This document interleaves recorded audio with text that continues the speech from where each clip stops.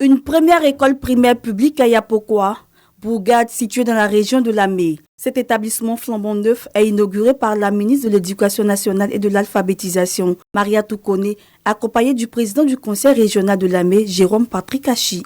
Composé de salles de classe, de latrines et de cantines, il est le fruit d'un partenariat philanthropique entre le Fonds de dotation Biomérieux et la Fondation d'Augustin. On est content pour cette école. Merci aux donateurs.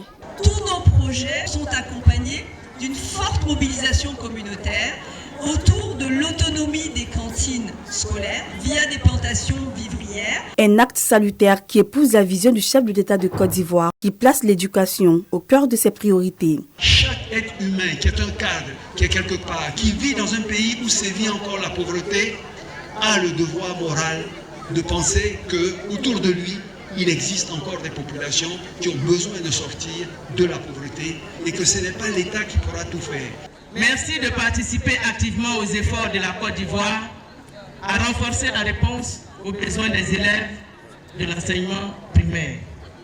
J'exprime l'espoir de voir ce modèle de coopération inspirer d'autres initiatives pour une éducation inclusive et durable dans les régions rurales de notre pays. Outre l'établissement scolaire, un plantis d'arbres a été initié par les donateurs en vue de lutter contre la déforestation et de réduire les effets du changement climatique dans la région de Lamé.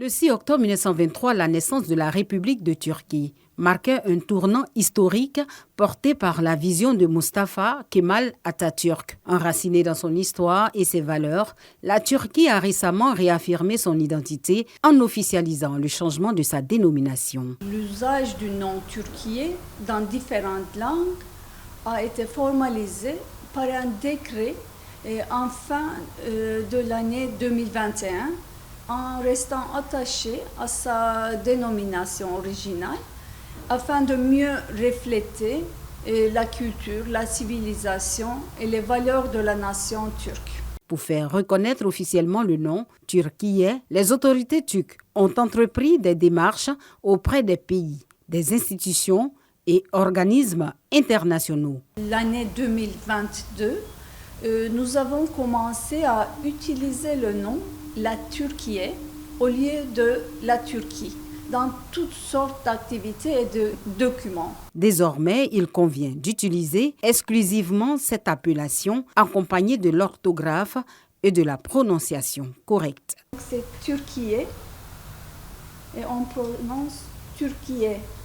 À l'instar de la Turquie, de nombreux pays ont renoué avec leur dénomination traditionnelle. C'est le cas de la Côte d'Ivoire, qui depuis octobre 1985 a formellement demandé à la communauté internationale d'utiliser exclusivement la forme française Côte d'Ivoire, quelle que soit la langue utilisée, mettant ainsi un terme aux traductions telles que Ivory Coast en anglais, Costa de Marfil en espagnol ou encore Costa d'Avorio en italien. Au cours de la cérémonie, Daniel Biassis, archevêque du diocèse du Ghana qui couvre la Côte d'Ivoire, le Mali et le Burkina Faso, a prié pour la paix et la stabilité de la Côte d'Ivoire.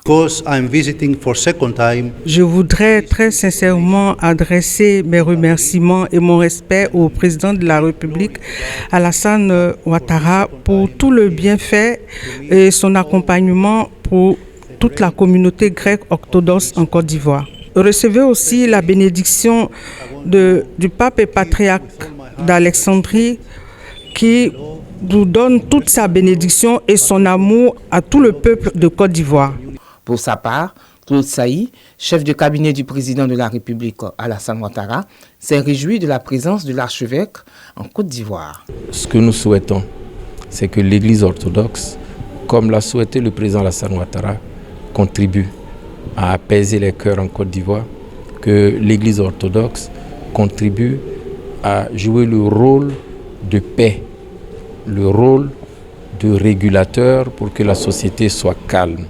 Toujours selon Claude Saï, le président Alassane Ouattara insiste sur la nécessité de l'Église orthodoxe d'apporter sa contribution dans l'union et le vivre ensemble afin que la Côte d'Ivoire demeure dans la paix.